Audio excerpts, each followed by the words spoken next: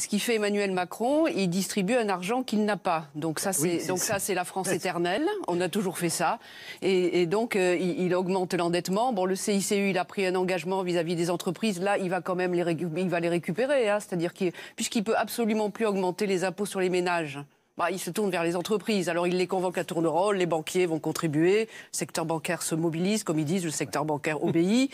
Les grandes entreprises, on va leur demander, là, elles vont effectivement, la baisse de l'impôt sur les sociétés qui était prévue, elle va être décalée. Enfin, les grandes entreprises vont payer.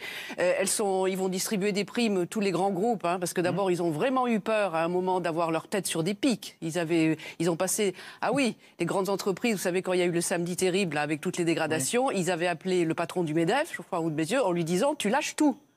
Tu lâches tout parce que sinon ils se sentaient menacés physiquement, les grands patrons. Ah, vous voulez dire qu'il y a une démarche des grands patrons français qui physiquement pensaient qu'ils pouvaient être objectivement menacés en disant t'es gentil maintenant, faut lâcher avec tes gilets jaunes. Voilà, ils envoyaient des textos où tu dis tu lâches sur le SMIC, il faut qu'on distribue des primes, tu lâches tout. Bon, voilà. Alors là, ils distribuent des primes. C'est pas compliqué non plus. Ils ont 80% de leurs salariés qui sont à l'étranger. Alors ça leur coûte pas cher non plus, hein, parce que ça ne concerne que la France.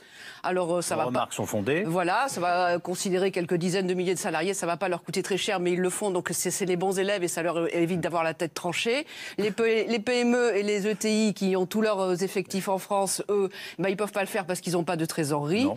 Voilà. Donc Macron, comme je l'ai dit, on va se retrouver parmi les plus mauvais élèves de la classe, c'est pas terrible. Et moi, j'ai discuté avec un député qui a dîné la semaine dernière avec Schäuble, l'ancien ministre des Finances allemand, qui n'est pas un rigolo, comme tout le monde le sait. Et ils ont parlé d'Emmanuel Macron, et il lui a dit, Emmanuel Macron, game over.